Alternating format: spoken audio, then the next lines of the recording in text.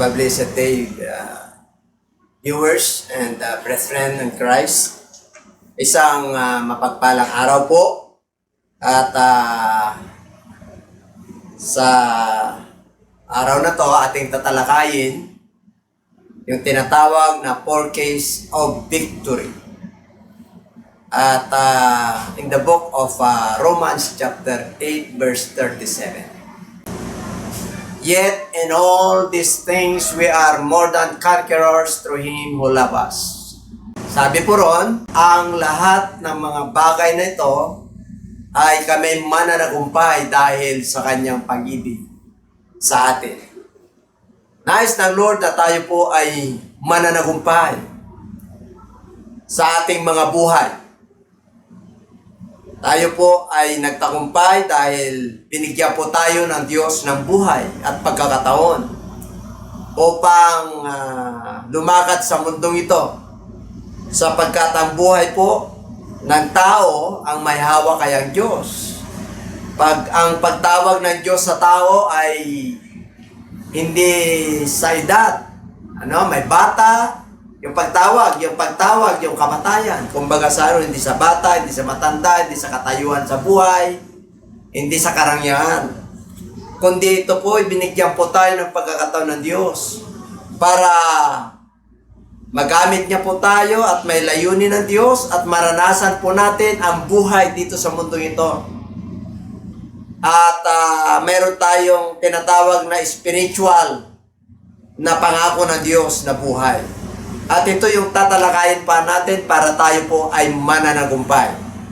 Kaya sabi po ron, sa 36 ayon sa nasusulat, dahil sa buong araw kaming pinapatay, itinuring sa amin ay yung mga tupang kakatayin lamang. Kaya sinabi niya dyan sa 37, yet in all these things, sa kabila ng lahat ng mga bagay na ito, mga pagsubok, mga kahirapan, mga pinagdadaanan ng tao, yet in all these things, we are more than conquerors. Tayo po ay higit sa manlulupig.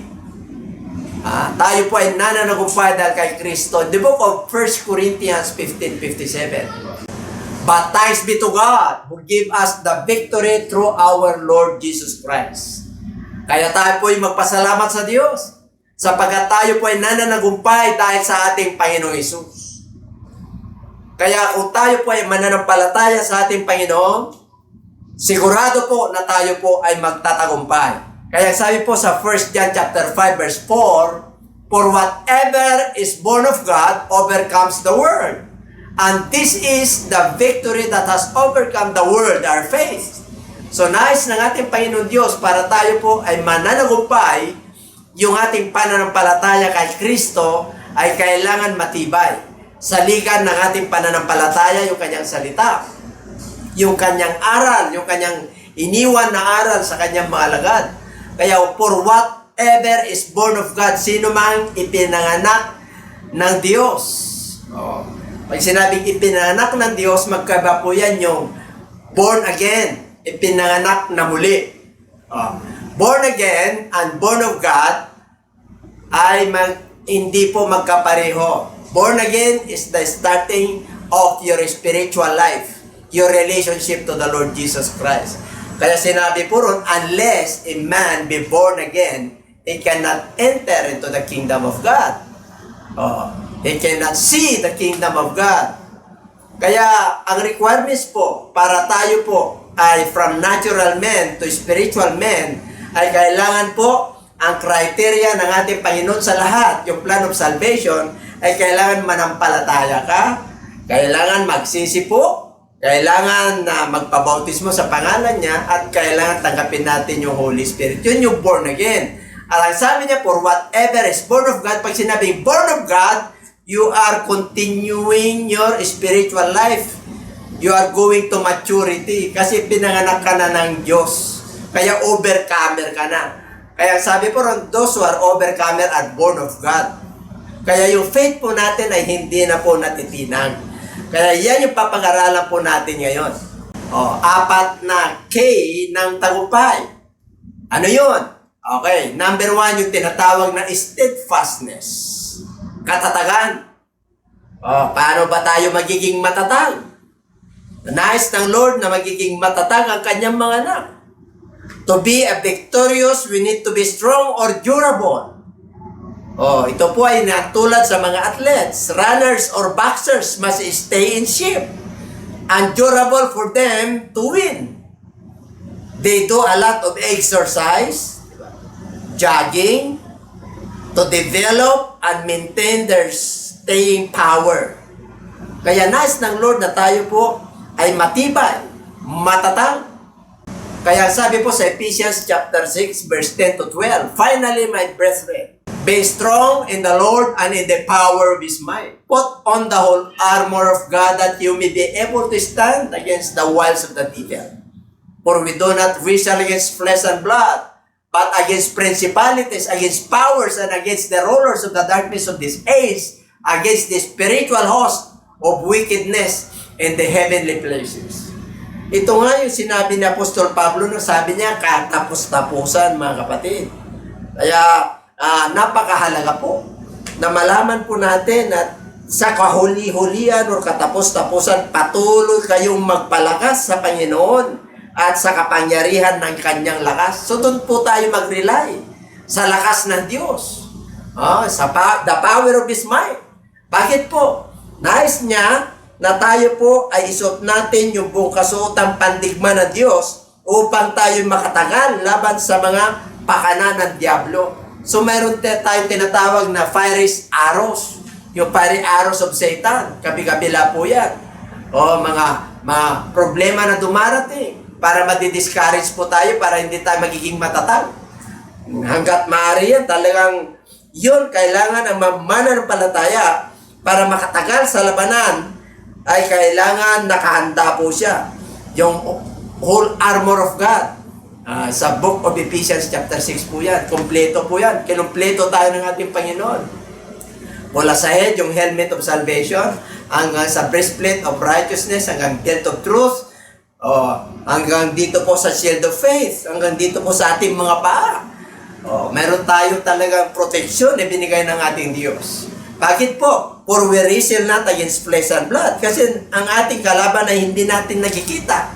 Ang tawag po dyan yung spiritual warfare. Hindi tayo po nakikipagbugno sa laman at dugo. Pero tayo po nakikipagnubo laban sa pinuno, sa mga kapangyarihan, laban sa kapangyarihan na di nakikita na naghahari sa sanlibutan, sa kadilimang ito, laban sa hukbong espiritual ng kasamaan sa kalangitan. So maging sa high places, yung kadiliman, yung gawa ng demonyo, yung gawa ng kaaway, talagang pipigilan po tayo upang sa magkaganon hindi po tayo makapagpatuloy sa ating pananampalataya para hindi tayo magiging victorious. Pero ang nais ng Lord ay magiging victorious po tayo. Magiging mananagumpay tayo na kasama natin ang ating Diyos. Kaya dito po, Christians are durable. It will endure till the end and win. Kailangan tayo po ay magtatagumpay sa buhay na to. Joel chapter 3 verse 10. Ano pong sabi roon mga kapatid? Beat your plowshares into swords. Okay? Bakit? Kailangan po natin na yung ating mga itak o tabak ay kailangan gawin po natin na mga panggapas at yung mga sibat ng inyong mga karit, hayaang sabihin ng mahina, ako'y malakas. Let the weak say, I'm strong. Ang nais ng Lord na tayo po ay magiging matatag, malakas, matibay. Kaya in the book of 2 Corinthians 12:7 to 10, sabi po ron, unless I should be exalted above measure by the abundance of the revelation, a thorn in the flesh was given to me, a messenger of Satan to buffet me, lest I be exalted above measure. Ito po si Apostol Pablo. Sabi niya, sagana po siya sa mga pahayag ng Diyos. Kaya lang, pinaintulutan ng Diyos na magkaroon siya ng thorn in the flesh. Ano ba yung thorn in the flesh? Yung hiningi niya sa Lord. Ano yun? Na siya pagalingin.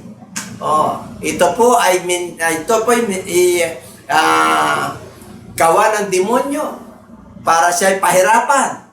Kasi kung wala yun, siya po ay magmamataas. Kaya sabi niya sa 8 to 10, concerning this thing, I pleaded with the Lord 3 times that I might depart from me. And He said to me, my grace is sufficient for you, for my strength is made perfect in weakness. Therefore, most gladly I will rather boast in my infirmities, that the power of Christ may rest upon me. O sa 10, ano po sabi ron? Kaya sabi niya, therefore, I take pleasure in the infirmities, na ipagmamalagi ko. Kahit nasa kabila yung mga infirmities, reproaches, in needs, in persecutions. Sa pag-usig, in distresses, for Christ's sake, for Christ's sake, for when I am weak, then I am strong.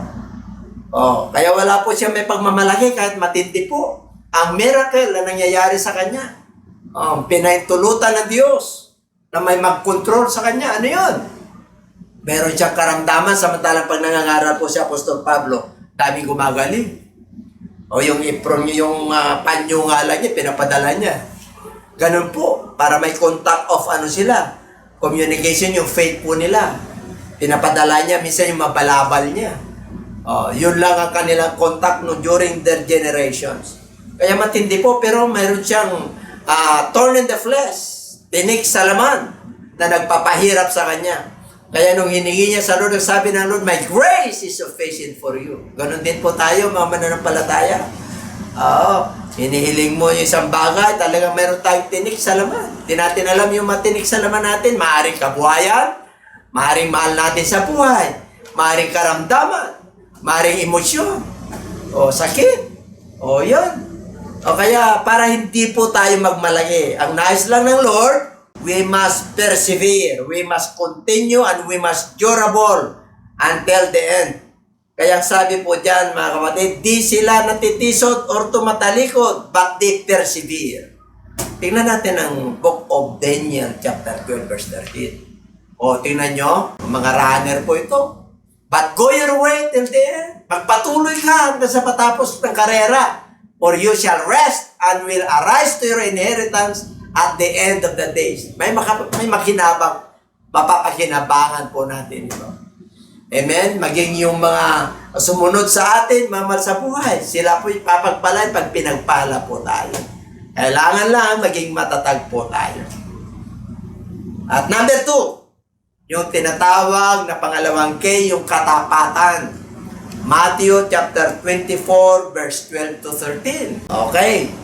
And because lawlessness will abound, the love of many will grow cold. But he who endures to the end shall be saved. Dahil sa paglaganap ng kasamaan ng pag-ibig ng marami ay lalamig. 13, subalit ang magtiis hanggang sa wakas ay siyang maliligtas. Sa King James Version, ang maging tapat hanggang sa wakas, siya ang maliligtas. Katapatan po ang hinahanap ng Lord. Bakit po? Sa panahon po natin ngayon, kaya nanlalamig yung maraming mga mananampalataya, yung mga mahal natin sa buhay mismo. Kasi nagkakaroon po tayo ng mga misunderstanding, lawlessness will abound, sabi ng Lord. Pag sinabing lawlessness, shall abound, maglaganap ng kasamaan. So sa kahirapan at pandemya na to, talagang marami pong makukompromise pag hindi po tayo nag-ingat. Maraming pangako, di ba? Babayaran na kita, darating yung aking allowance, darating yung aking sweldo. Dahil sa kahirapan po, yung ating mga pangako, siyempre naiuna po natin at napapriority natin yung mga basic needs po natin. Kaya yung iba, hindi tayo manawaan, siyempre po, para makahiram tayo, makalong tayo, makukompromise po tayo kahit na hindi natin kayang bayaran. Why? Kasi po, sa panahon po natin ngayon, bihira na po ang matapat. Sinabi rin po yan ng Bible sa Book of Proverbs 28:20. A faithful man will abound with blessing. Ang tapat daw na tao ay pinagpapala ng lubusan. But he who hastens to be rich will not go unpunished. O yung nag-apura daw na yumaman, siya po ay parurusahan. So marami pong nagmamadali. masenso, hindi po masama yun. Nagmamadali po na maging maayos, pero kailangan isama natin ang ating Panginoon. Kailangan na huwag tayo makompromise kahit na pandemya po. Yung para sa Diyos, kailangan bigyan natin yung para sa Diyos. Tingnan nyo po, hindi kayo mabibigo. Bakit?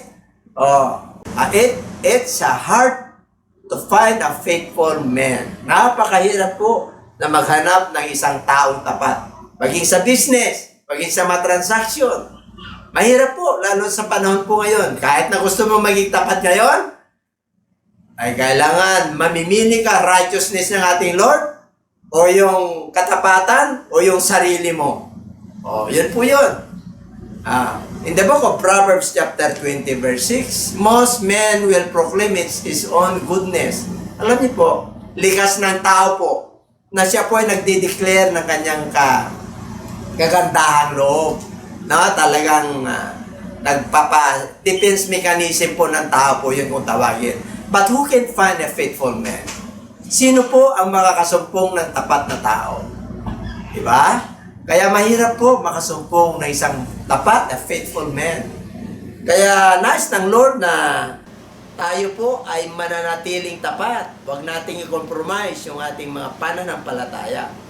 One, it's hard to find a faithful man. One cannot be victorious without being faithful. Sinabi po yan ng ating Panginoon. Sa binasa po natin sa book of Matthew 24, na ang magiging tapat hanggang sa wakas ay maliligtas. At sinabi rin sa Revelations. Sa Psalms 23 verse 1. Ano pong sabi ron? Kabisado na po natin yan. Yung iba very familiar. The Lord is my shepherd, I shall not want. Ibig sabihin, kung ang ating Panginoong Diyos, ang ating pastor, hindi po tayo mangangailangan. Ibig sabihin, hindi tayo kinakapos. Kasi tayo po ay nagtitiwala sa Kanya. Tayo po ay naging tapat sa Kanya. Kaya gusto ng ating Panginoon na tayo po ay magiging tapat. Bakit? Faithfulness is a crown. Kaya sabi ng Lord, be thou faithful unto death and I will give you the crown of life. Faithfulness is necessity. If we want to be victorious, even in love life, a couple's relationship will only last if both are faithful. Tingnan niyo po, lalo na po sa mag-asawa, pag hindi naging tapat yung isa sa kanila, kakaroon po ng problema. Yung relationship na lang, mahirap maging tapat. Kaya kung gusto niyo na your relationship will only last if both are faithful. Husband and wife must be faithful to each other.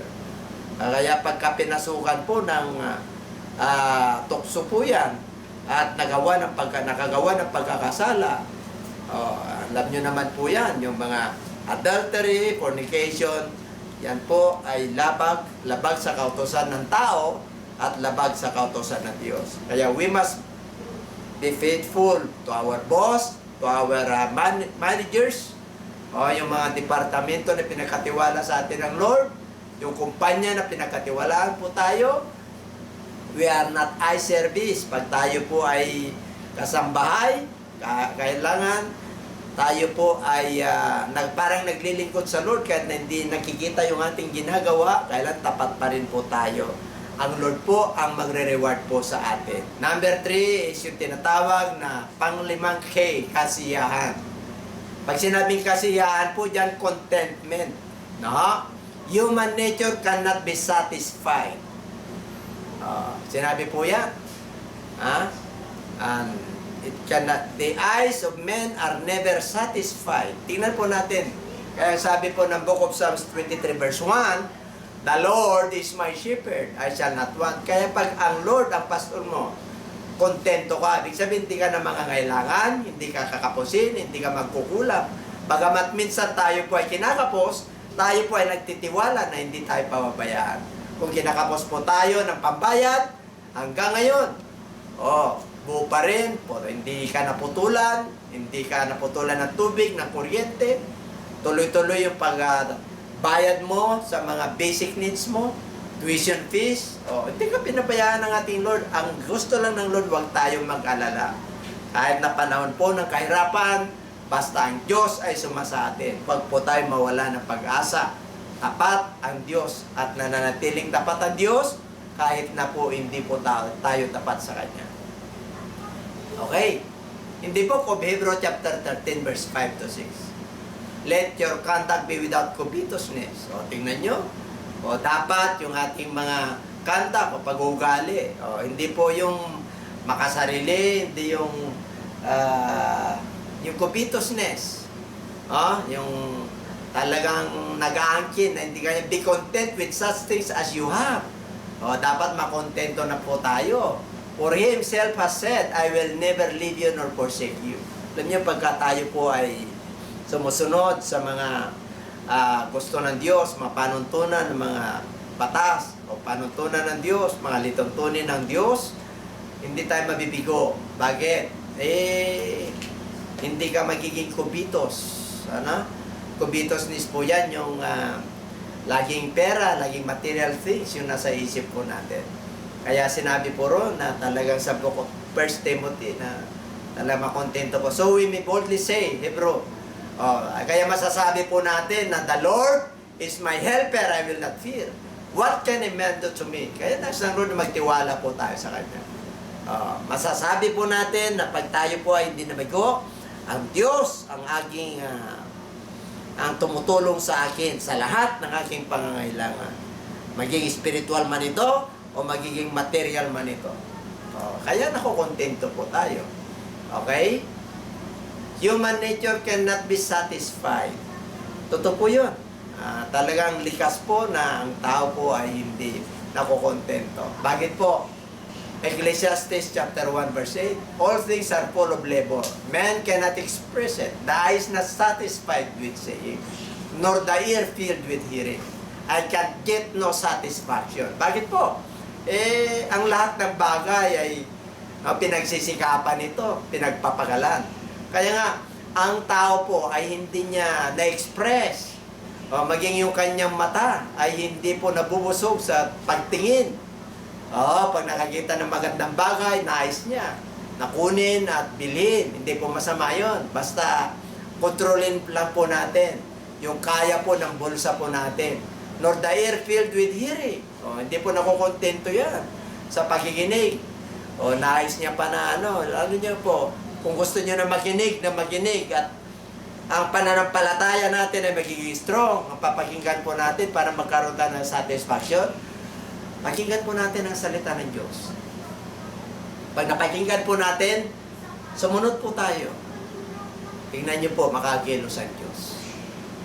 Tingnan niyo yung Timothy 6, chapter 6, verse 6 to 10. Now, godliness with contentment is great gain. Ano sabi ni Apostol Pablo kay Timothy? Ang kabanalan o makadiyos na may kakontentuhan o kasiyahan ay malaking pakinabang. Bakit po? For we brought nothing into this world. Wala tayong dinala sa mundo ngayon ito.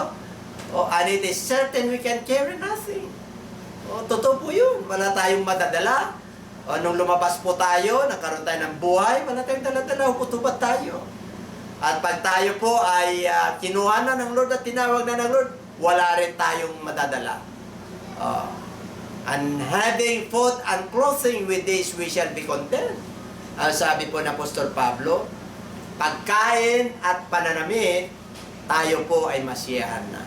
Sa verse 9, but those who desire to be rich fall into temptation, and snare, and into many foolish, harmful lusts, which drown men in destruction and perdition.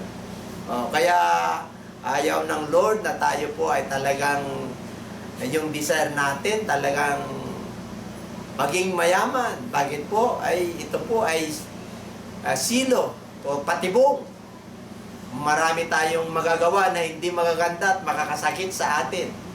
Ito po ay malulunod po tayo sa kapigatian.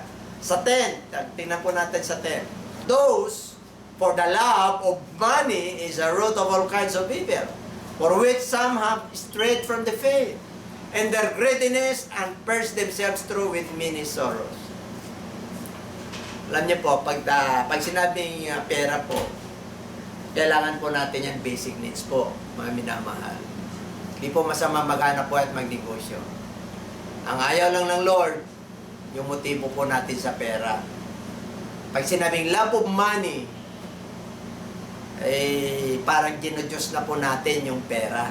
Pag wala tayong pera, parang wala na tayong buhay at wala na tayong pag-asa. Ayaw ng Lord po nun. Pag sinabing love of money, talagang sa isip, yan ang nangingibabaw sa puso, yan ang nangingibabaw, kabuhayan, trabaho, magyaman. Alam niyo po sa panahon ngayon, mga kababasa lang po natin yung basic needs, clothing, and food. You must be contented. Basic needs, binibigay sa atin, alam, makontento na po tayo. Kaya sabi ron sa 3 kanina, sa Timothy 16, no? Love of money is the root of all evil. Kaya nais ng Lord na mag-focus po tayo sa mga pangako ng Diyos. Huwag natin mahalin ang pera. Kailangan ang pera po ay basic. Kailangan maghanap buhay po tayo dahil sa pangangailangan. Hindi po masamang yumaman, basta tama, at wala tayong inapakan at inagrabyado. Fair and square po tayo pag tayo businessman. Mga utang natin ay bayaran natin kasi responsibility po natin yan. Para maging maayos po tayo sa harapan ng Lord. Number 4, yung tinatawag na last K is kagalakan. Alam niyo, nais ng Lord na tayo po ay nagagalak. Philippians chapter 4, verse 4. Rejoice in the Lord always. Again, I will say, rejoice. Inulit niya po yan. Lagi kayong magalak sa Diyos. Sinasabi ko ulit sa inyo, magalak kayo. Matindi po. Bakit po? Nais ng Lord na ang kanyang nilalang ay masaya habang siya ay nabubuhay. Habang binibigyan siya ng pagkataon ng Diyos na mabuhay. We must value our life. Don't waste our life. Ang sarap po mabuhay na kasama ang Diyos. Huwag niyo pong sayangin yung buhay na binigay sa atin ng Lord. Make value, meaningful, fruitful. Kailangan colorful ang buhay po natin. Maging sa pamilya, sa ministry, sa kumpanya na pinagkatiwala, sa business, sa pagkikipagkapwa-tao. Kaya sabi po ng ating Panginoon, magkipagkapwa-tao kayo, magkaroon kayo ng kapayapaan sa lahat ng tao. Sabihin, pagka ganun po, hindi naman tayo perfect. We're not perfect. Pero kailangan po na tayo po ay sumunod para sa magkaganon, sa harap ng Diyos, tayo po ay sakdan at manan. Okay? Kagalakan. Meron pa po yan. We are not always happy. No more. We are always happy. We go through fluctuating experiences. Sometimes up, sometimes down. And to be victorious, we must maintain a positive and happy attitude. Sabi po sa book of Proverbs, a merry heart doeth good like a medicine. Proverbs 17 verse 22. And Nehemiah seconded when he said, the joy of the Lord is my strength. Maging ang mga scientists and doctors confirm that a happy outlook lengthens one's life. Kaya nga, maging yung mga scientists po, mga doktor po, nakakapagpahaba po ng kagalakan, ng smile. Kaya makikita po natin, may mga kumpanya na may logo po sila na smile.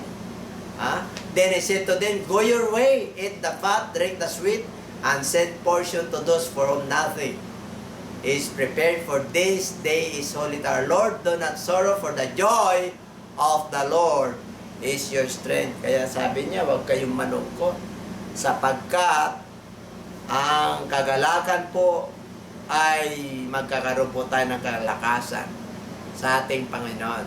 Kaya ang gusto ng Lord, we must glad and serve the Lord with gladness in the book of Psalms. Kaya sa Romans chapter 8 verse 33, 35 hanggang 33 to 39, who shall bring a charge against God elect? God's elect. It is God who justifies. Who is He who condemns?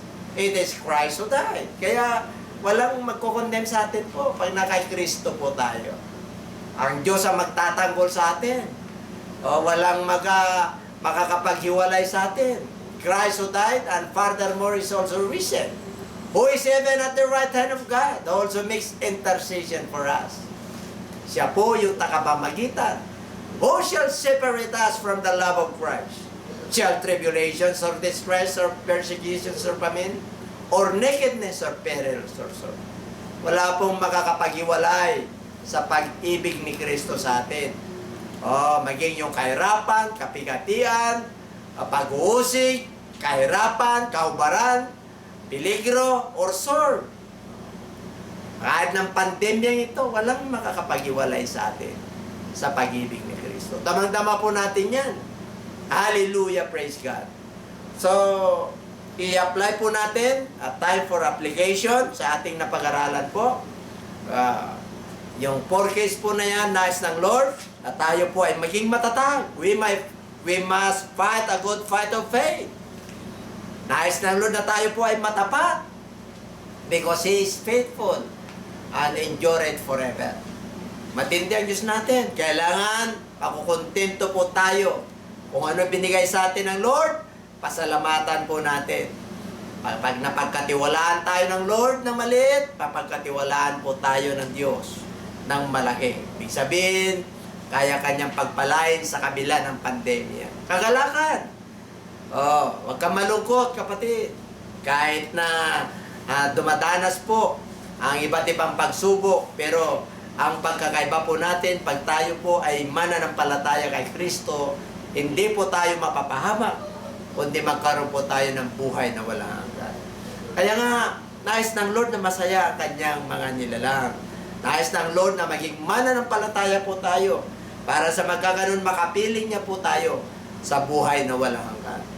Purihin ang Diyos, pagpalain po tayong lahat, at tayo po'y magpasalamat sa Diyos. Salamat po, Panginoon Diyos, sa aming napag-aralan sa araw na to.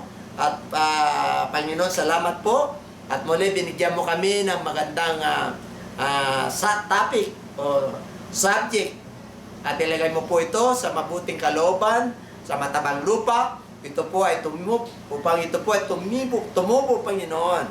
Mamunga, Panginoon, ng sagana, Panginoon. Naging matibay po ang aming pananampalataya. At o Diyos, tulungan mo kami na kami ay maging matatag, matapat, mas nasisiyahan, at higit sa lahat, nagagalak kami kung anong mayroon kami dahil kasama ka namin. Puri ikaw, Diyos. Salamat po na marami. In Jesus' name. Amen. Magandang gabi po sa inyong lahat, sa lahat po ng aming mga viewers at taga-subaybay po ng ating programa dito po sa JCLGAA. Maraming salamat po sa walang sawa ninyong pagsubaybay sa ating programa na napapanood po natin tuwing Friday and Sunday po sa ganap na ikapito at ikawalo ng gabi. Naway patuloy po tayo sa suporta sa gawain ng Panginoon at patuloy po natin ipag-pray na ang pagpapala po ng Diyos ay patuloy na lalaganap po, lalo na po ang pagpalaganap sa mabuting balita ng kaligtasan. At sa gabing ito, mga kapatid, nais lamang po namin kayong anyayahan na kayo po ay tumanggap sa ating Panginoon. Sapagkat sa huling panahon po, marami po ang tatawag sa Panginoon at sasabihin ng Lord na hindi ko kayo kilala. Bakit? Sapagkat wala po kayong relasyon ng tama sa Panginoon. Kung nais niyo po na kayo po'y kilalanin ng Panginoon, tanggapin niyo po siya ng maluwag sa inyong kalooban bilang Panginoon at tagapagligtas. At sa gabi ito, tayo po ay mananalangin ng pagtanggap at nawa ibukas po natin ang ating mga puso't kaisipan na tanggapin po ang ating Panginoon bilang Savior and Lord. Kaya tayo po ay mananalangin at sumunod po kayo sa maikling panalangin ng pagtanggap sa Panginoon. Pigit po natin ang ating mga mata, taas po natin ang ating dalawang kamay, at sumunod po kayo sa panalangin ng pagtanggap. Ama banal na makapangyarihan sa lahat, aming Diyos na buhay, maraming salamat po sa oras na ito. Tinatanggap kita sa aking buhay. Patawarin mo po ako sa lahat ng aking pagkakasala na nagawa laban sa iyong harapan. Patawarin mo po ako, linisin mo po ako, at gawin mo po ang karapat-dapat na maging anak mo. At sa oras na ito, tinatanggap kita bilang Panginoon at sariling tagapagligtas ng aking buhay. Tinatanggap kita bilang kaisa-isang Diyos. Pagharian mo po ako mula ngayon hanggang sa iyong pagbabalik. Tulutan mo po na ako po ay makasunod sa iyong layunin at plano sa aking buhay. Salamat po sa kapatawaran at kaligtasan na aking natamo. Ito po ang aking samot na langin sa iyong dakilang pangalan, sa pangalan mo po, Panginoong Hesus. Amen. Ang tinanggap po natin ay ang ating Panginoong Hesus at nawa hindi po doon nagtatapos ang ating pagtanggap. Kailangan makilala po natin ang totoong Diyos, ang totoong nag-iisa at makapangyarihang Ama na sinasabi po sa Biblia na siya po ay inamatay, inilibing at nabuhay na magmuli. Yun po yung mabuting balita na ating pong tinanggap sa Panginoon. Ulitin ko po na siya po ay namatay, inilibing at nabuhay na magmuli. Tayo po bilang mga tao, kailangan maranasan po natin itong mabuting balita ng ating Panginoon. Kaya nga po mabuting balita, ito po ay may dulot na kapakinabangan, hindi lamang po sa buhay na ito, kundi sa buhay na darating. Sa pagkamatay po ng ating Panginoon, yung ginawa po nating pagsisisi, yung pagtanggap po natin sa ating Lord bilang Savior and Lord, yun po ay nagsisimbolo po ng kamatayan ng ating Panginoong Hesus. Yan po ay matatagpuan po sa 1 Corinthians 15:1-4, na sinasabi doon na siya po ay namatay, inilibing at nabuhay na magmuli. Tayo naman po ay gaganap sa mga bagay na ito bilang pagtanggap at pagkilala po sa mabuting balita ng ating Panginoon. Ano po yung ating gagawin?